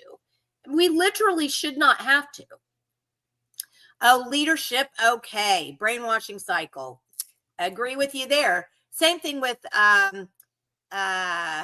there's another one that's a big one, Laurie, that I can't think of right now. The governor likes it, and he draws a lot of people out of it. Young people, something, YUP or YOP, something like that. Indoctrination. Non-degree credentials. This is the digital badging system. And that's another thing that we have to worry about for sure. Going through it should wake everyone up, but it doesn't. It further indoctrinates in the name of professional development and loyalty. Loyalty to what? But that's so true. I mean, we don't even think on these things deeply. We just think, okay, well, we need to have this because this could happen. What if that did happen? What if I went to a nail salon and got nail fungus, which I did get? Did it matter that they were licensed? It was a licensed place and I got nail fungus. Caused me to lose a whole toenail. But they were licensed. I don't go there anymore. It's called the free market. The school choice programs will require service providers to seek some type of credentials from the state. It's true. In order to participate and receive reimbursement, curriculum providers will too. But first, they require Class Wallet to purchase and track families' product and participation use. And did you see that Ryan Walters just hired the guy from Class Wallet to be something at the state? And I thought, wow, we sued Class Wallet, but then he just hired them to be something for a position in the state. That was interesting. We will see costs go up for tuition, services, and curriculum. We already have. Oh, yeah. And you pegged that right away, Mr. Finance Guy. You said as soon as the government steps in, all the prices are going to go up. And that's exactly what happened. If everything is free, we don't even need an education. We'll just be like puppy dogs begging for scraps. The problem with Sarah's desire for the government to have some licensing control is that it doesn't work, which is just what I said. At its heart, it can't even be trusted because it's useless and weak. What if I had contacted Sarah after I got nail fungus from this nail salon? What if I contacted the state? We don't even have the state, including our own AG, protecting the lives of people in criminal custody. Do you think they're going to give a rat's butt about my nail fungus? No. Well, our government is the one killing people via medicine now. Correct. In requiring licenses in those small shops, they are taking control of even our personal expression. Thank you, Gracie. I agree. Well, Oh look, gosh. Well, don't yeah. tell me, please. I don't want to know. I just pulled. I'm going to listen to that after we get off here. But think ignorance about is this too, bliss. Jenny, with all the licenses and all that. I mean, think about just your personal, not commercial, just your personal travel. You should be able to just get in your car and travel. You shouldn't have to have a permit. You shouldn't have to have a tag. You shouldn't have to have, your driver's license, all the little bells and whistles that they collect along the way. Just like if you got on your horse and you just took off, you should just be able to do that if you're not operating in a commercial sense. But we cave to all those things along the way, slow kill your frog in a boiling pot. And then they just take more. They just extend it. Sarah, think of all the child care centers, home daycare centers, foster homes, which are licensed and inspected, yet children are still harmed and sometimes die. Dorn says, I read your post on the admin school kids. We're experiencing this very thing in rural schools too. Kids need to go play in a creek, build a fort or ride a horse, lose the phones. And parents need to take kids and go outside and play and be happy. God love you. That's correct. Again, so often this is a babysitter, and we have so many parents who don't really want to parent. They want every excuse in the world not to parent. They wanted to have sex. They wanted to have the sex. We tell them, go out and have sex. That's all you should really care about anymore, right? We'll tell you 500 ways not to get pregnant. We'll tell you 500 ways to have fun, right? I mean, all of this is documented. It's all on our YouTube channel. But if parents really cared about their kids, this would be the first thing to go bye-bye. That right there. Well, it's kind of a free babysitter too. Think about that, Jenny. Yep. I see them in the store all the time, and I want to go rip it out of their hands. The kids sitting there going, Hey, my 16-year-old went to the store with me the other day, and literally within about 5 seconds of walking in the store, I see him, he's on his phone. I was like, I go, you don't need to be on your phone for any reason. I said, why don't you push this cart and then I'll get all the stuff. I said, you need to learn, and I was showing about the dollar per ounce or, the price per ounce or this or that. I was like, here's what we need to be learning here is why would you buy this over that? Well, I would have just taken the phone, but I ran an in-home daycare until the government started requiring all those certifications. I never had one issue, but I refused to jump through the hoops, so I closed it. On one hand, I'm going to clap for you. Way to stand up. So many people absolutely will not. But on the other hand, I'm going to cry for you because screw the government for keeping you from earning a living. But if they can keep you from earning a living, then they just turn around and give you the money. Then what happens when you can't get the money? Then you're hooked to the government. You're like a fish. You're hooked to the government. If tax dollars are allowed for religious schools, the schools will still have to follow state-approved standards. Think evolution. The schools still have to teach it. But what I like about religious charter taxpayer school is that the religion can explain why their faith doesn't agree with any given state standard. I think I understand what you're saying. I just object to my money. I'm told in the Bible over and over again. How many times do you read in the Bible, my God is a jealous God? How many times? Like tons. So if my God is a jealous God and my taxpayers are paying for madrasas, that's not a good idea. As humans, we want to believe that government licensure is a safety net. We want to feel safe, but it's an illusion. And I agree with you. We want to feel it because we're all about feelings anymore. We're not about that because this took its place. Yeah. Here, there. Because it's true. And that's always place. Yeah. So I just feel like I need this. We don't stop and think. And that's the real power of the government is they provide security and safety, supposedly, I'll air quote those, security and safety, but you have to give up your rights in order to, attain that from them in one way or another. And that's the MO. So just a little thing, because I want to talk about this. We're being paid to be tracked and manipulated. Amen. Absolutely. They use their kids as props. You know what? That's so true. Though, Gracie, it makes me sick. It's true. There are so many of them. I mean, think about the parents who are, well, I'm going to say it. They're mentally ill. They have convinced their young children that they're not girls, they're boys. And then they want to talk about in the public square about how great it is that they're such great parents that they've allowed their child to live the best them. A 4-year-old child is really a girl is trapped in a boy's body. It's gotten so sick. It's just, ugh. That's how they got evolution taught in the public schools in the beginning. I do believe there's quite a bit of that. But I was going to talk about this. So yesterday, I don't know if I can bring it up. I might be able to. Give me just 1 second. I feel like coffee talk. Talk amongst yourselves. Only a few people will remember that. But thank God that you do. Here it is, right here. So I'm going to share with you my screen. Wait, hold on. Will I share with you my screen? I think I can. Yes, I can. All right. Are you ready? Ready. Share screen. I know it's like, come on, Jen. Let's share the screen. What? All right. Here's the. I know I'm coming. Here it is. All right. Here we go. Senator Sakieri files resolution to reaffirm Oklahomans' right to opt out of Real ID. Okay, we'll read a little bit more of this in a second, but here's what I want to say about this.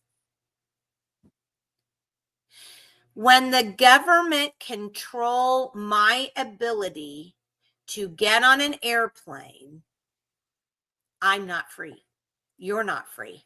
I don't care whether you feel like, oh, I love to travel and I'm going to travel, so I guess I just have to do this. When you continue to say, I just have to do what the government wants so that I can be free, you've nullified your argument that you're free. And I guess if you don't care that you're not free and you're willing to do whatever the government tells you to do in order to do what you want to do, I don't have anything in common with you. And I don't know that we can even be friends because I couldn't even possibly understand that notion that I'm just supposed to stop and do whatever somebody else asks me to do in order to do something I want to do. So our friend Senator Sakieri today filed Senate Resolution SR 18 reaffirming Oklahomans' right to opt out of the federal Real ID program under the principles of federalism protected by the 10th Amendment. The resolution urges the state to ensure a meaningful choice between Real ID compliant and non-compliant identification options, particularly by safeguarding personal and biometric data from unwarranted federal access. SR 18 raises concerns over the collection and retention of sensitive biometric information, such as facial recognition data required for Real ID compliant driver's licenses and identification cards. Though Oklahoma offers both compliant and non-compliant IDs, the resolution notes that the state currently collects, stores, and shares personal data in the same way for both, creating what it calls a distinction without a difference. And that's true. We've talked about that before. When you put your thumbprint down and you have your picture taken for your regular Oklahoma driver's license, the reason why they moved to Service, Oklahoma, is so that they can do a biometric photo. And you have your thumbprint. Remember the story I told you of coming back from Las Vegas, going to the Las Vegas airport, not having to show my boarding pass because they scanned the back of my driver's license. Did you know we had a Real ID? Were you informed of that? Did you realize that the government basically took your data without your consent? And you can say, yes, you consented when you got a driver's license, but even I was not aware when I got my driver's license, believe it or not, to understand what was actually going on. I knew it was wrong for them to get my thumbprint, but I couldn't figure out how to fix that at the time. 60% of Oklahomans have declined to participate in the federal Real ID system, said Senator Sacchieri. Senate Resolution 18 is about protecting Oklahomans' privacy and preserving their freedom to choose. We affirm our citizens' right to opt out of the federal Real ID system, and we must also ensure their personal information remains secure. This resolution calls for a real and coerced choice without unnecessary exposure of private data. This resolution calls on the state to continue offering both Real ID compliant and non-compliant forms of identification. It further urges the state to prohibit the sharing of personally identifying information, including biometric data, collected from non-compliant ID holders, such as unless such sharing is authorized by judicial oversight. SR 18 emphasizes the importance of preventing coerced compliance with the national identity system and upholding Oklahomans' constitutional rights. Well, Jenni, you probably consented somewhere along the lines of that, fine print or terms of service, or, at some point, somewhere along the line, they got a legal consent, from everybody. You just didn't know because there's paragraphs of legalese that no one understands. Well, and Lisa makes a really good. How else do you get around it if not by you're going to go to work on horseback? We are effectively forced to get one, and then they're going to force us to get on an airplane. And here's the crazy thing: everybody's seen some movie about World War II. Everybody, I'm sure of it. I can't imagine how you couldn't. And I would imagine that so many people, even liberal people who love government intervention, I can't imagine them standing there, not on the edge of their seat going, that's not right. That's not right. As a person pulls up to the East Germany gate as they're trying to escape East Germany during the Second World War, and they're trying to get out, and they have this papers, please. And you have to stop, and the guy takes your papers, and you're just sitting on the edge of is that person going to be able to get through the gate because they got their papers? How's that not happening now? Well, I'll tell you. Do you think that a real ID, because here's the propaganda, here's where the propaganda comes in. Oh, but it's going to keep illegal aliens from flying, and it's going to keep bad people from doing stuff. Do you know that the Congress is already aware of the fact that Chinese gang members have been creating real IDs for themselves?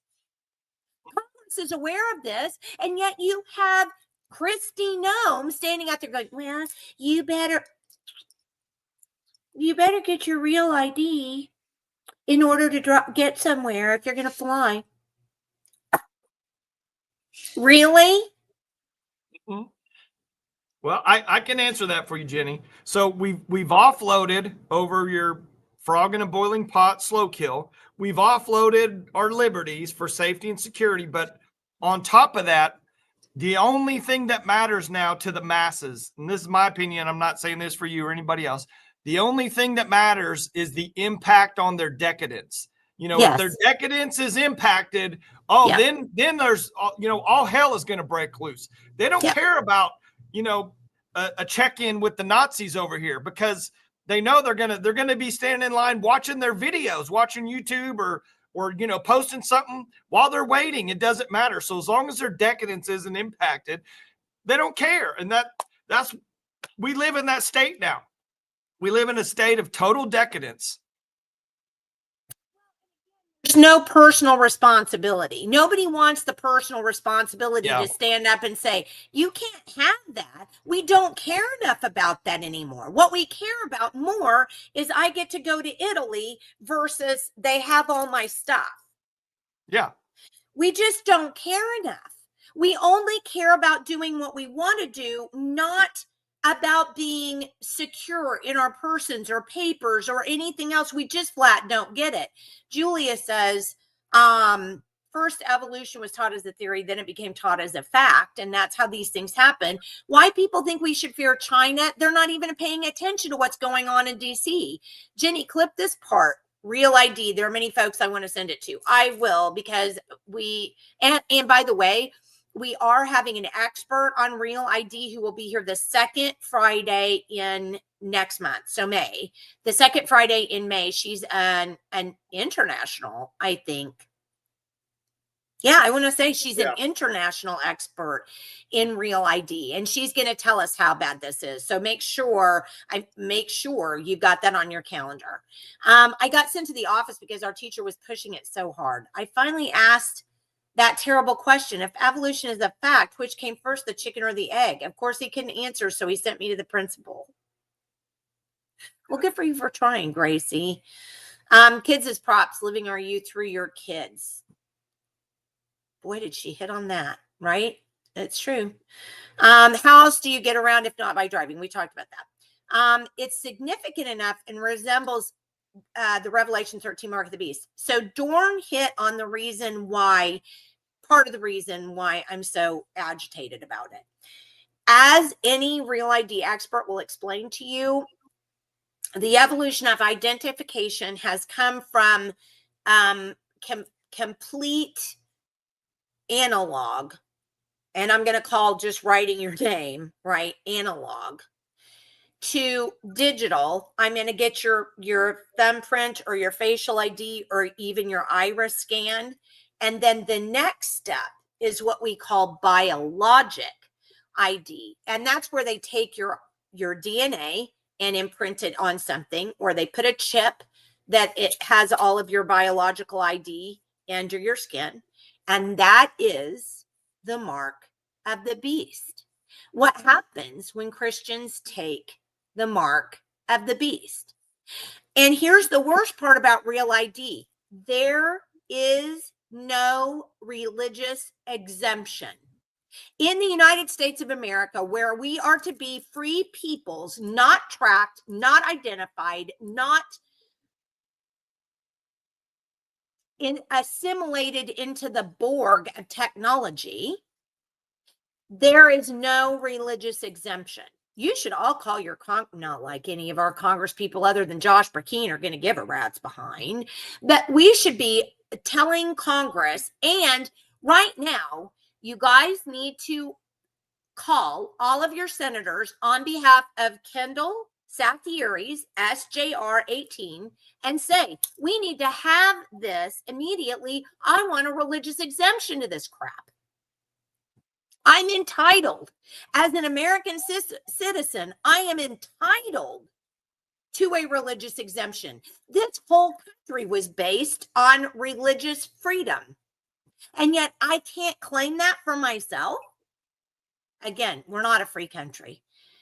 If we don't learn it from history, we're bound to repeat it. Even if we get Real ID removed here in Oklahoma, will we be able to fly? I'm going to fly. I'm going to fly, Lisa. And here's the beauty of that. If they try to stop me from flying, guess what? There's not a law they can jail me for. There is no law.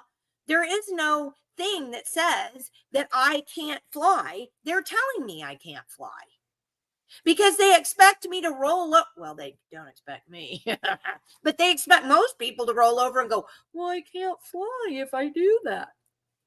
Nope. Exactly, Dorn. Yeah, I know Elon is all about that. Hey, make sure to let me know when you're going to the airport so I can go record. I'll stand in the line, over to the side, and it's going to be in September. I think somebody's going to end up challenging it before me in September. I hope so. I pray so.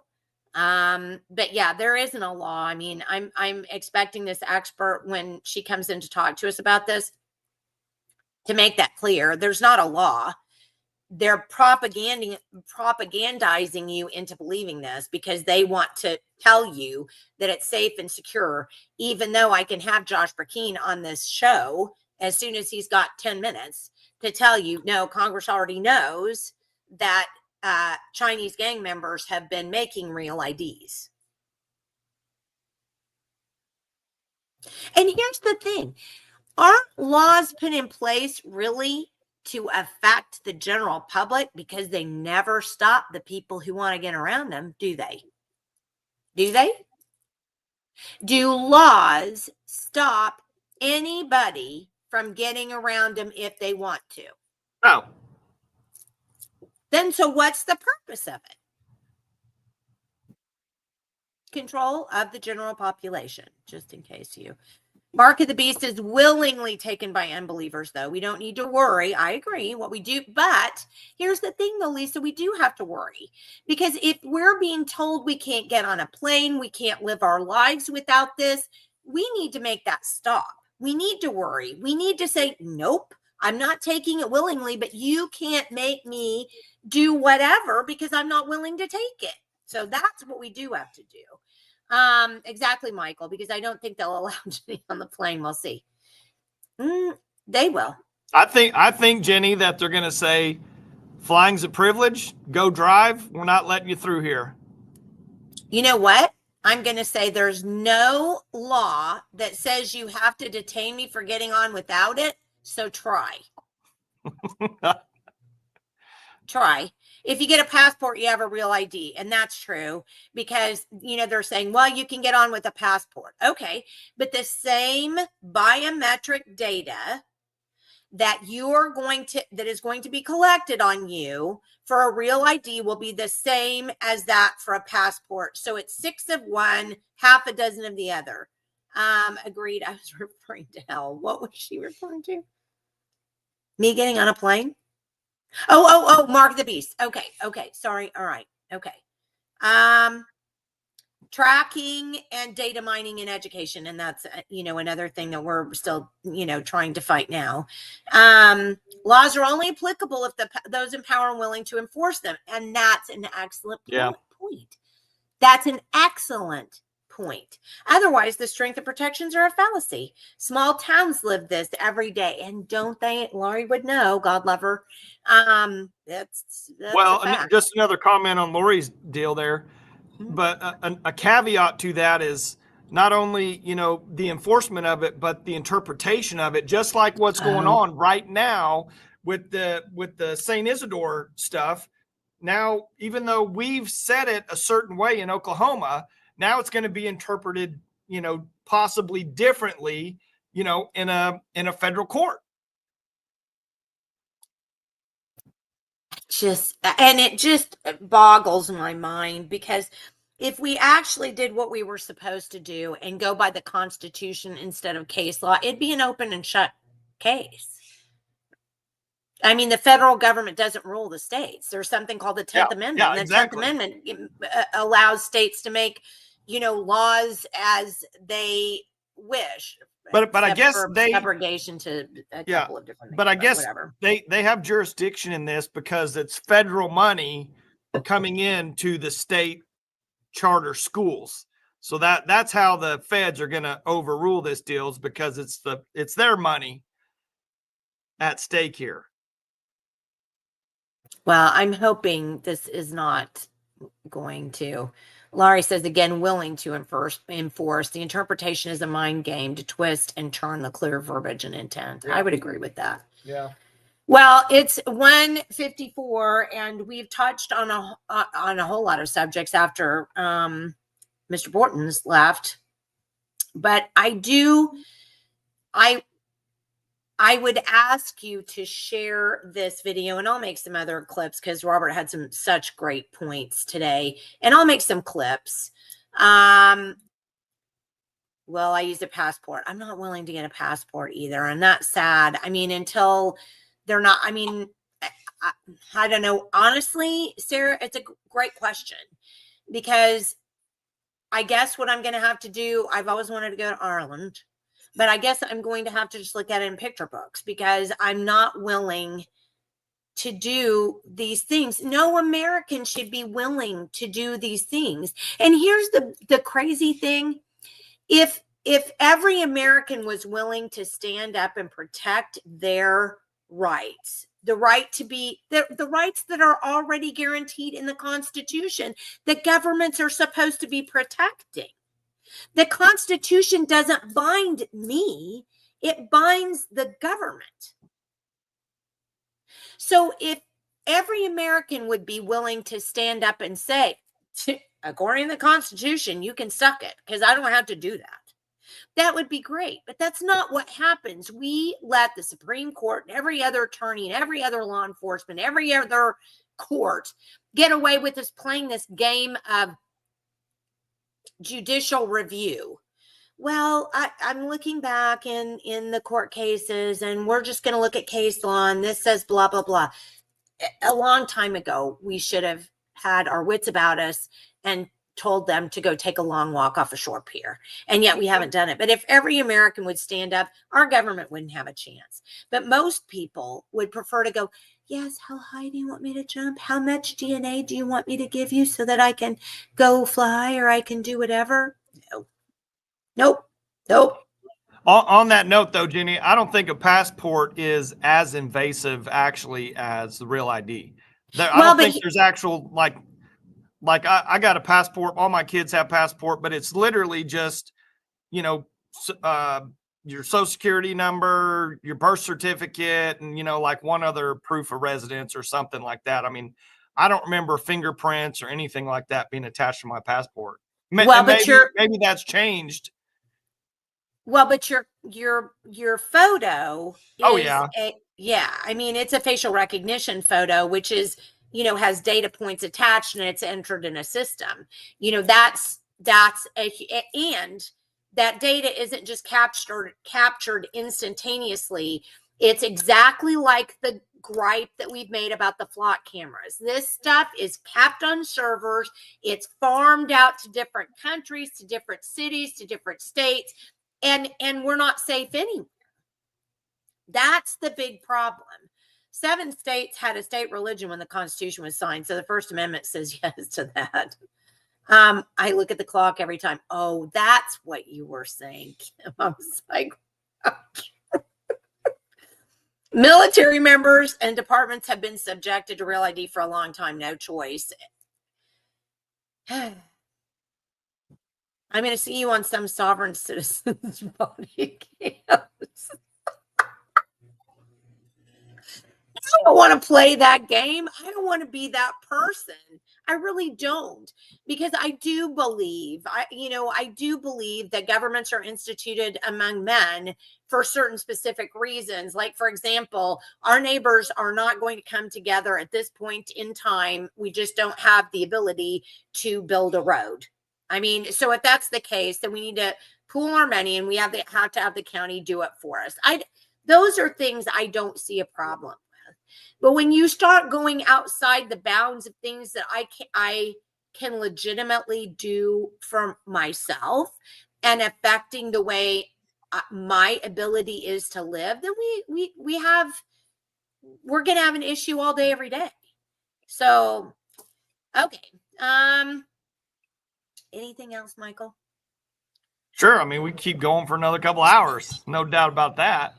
We probably could. We've got a giant number of people at the end of the day, Jenny, at the end of the day, at the most basic root of all of it is we have to teach these kids from day one that they have rights, they have liberties, they're free, independent, they're going to be sovereign people, not dependent on the government, that they don't want all these handouts. They don't want to be, always playing, hand me down their whole life to everything.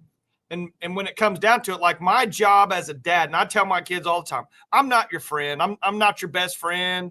You're not going to like everything I say and do, but I'm going to make you an independent person. My job as a dad is for you to not be dependent on me your whole life. I want you to be able to think and reason and work and contribute and produce for yourself.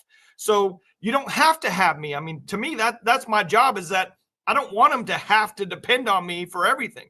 And I try to do that. But until we get a ton of people that are like that, I mean, I know so many parents, they literally just take care of everything for their kids, and they're still taking care of everything in their 20s and 30s. But we have to be able to teach these kids at a young age, all through school. I mean, we've said it multiple times. There should be literal government and not social classes. Studies. Yeah. Not social studies, history and civics. Yeah. From K through 12. And it's literally just an expansion. You're just getting more and more and more into depth and building that knowledge base of freedom going going back to 1776, period. I'm with you. Sarah says, I don't have a passport, but I felt like it was the same thing. Well, one last thing that I'll say really briefly. The people that I've been talking to about Real ID have said this to me. There is already a procedure in place to make sure that a person is who they say they are. And it would solve the problem of the Chinese gang members making up their own Real IDs. It's a process of communicating. I show up at the Oklahoma City Airport. They call the Oklahoma County, or Oklahoma, the state records. Does Jennifer L. White have a birth certificate on file? Oh, yes, she does. Okay, well, there you go. So there's already a procedure in place to solve the problem, and it's easier and simpler than a Real ID. Why do you suspect that we're not doing that? I think that's a question to ponder until we meet again on Friday. So, and you're right, it is that. I know. I'm so sorry, Skipper. Thank you for tuning in. I felt bad because I honestly thought it was in my ear. Because my earphones were dying and I kept thinking, okay, well, this is just my earphone. So I'm so sorry about that. All right, guys, please be with us on Friday. On Friday, we have, that's right, our friend Andrew Spino is going to be on, and he's going to be talking about Helen Keller on Friday. So do we think we know what we know about Helen Keller? Do we maybe need to learn something new about Helen Keller? If you think so, and you were here to see Spino talk about Lincoln, you're going to want to see Spino talk about Helen Keller. So be with us here at 9:00 in the morning on Friday, and we'll see you then. And thank you so much for tuning in. I hope your arcs are built and ready to go. And then we'll be able to see you. On the way, Jenny. We'll pick you up on the way out. Thank you. And we'll see you again at 9 on Friday. God bless.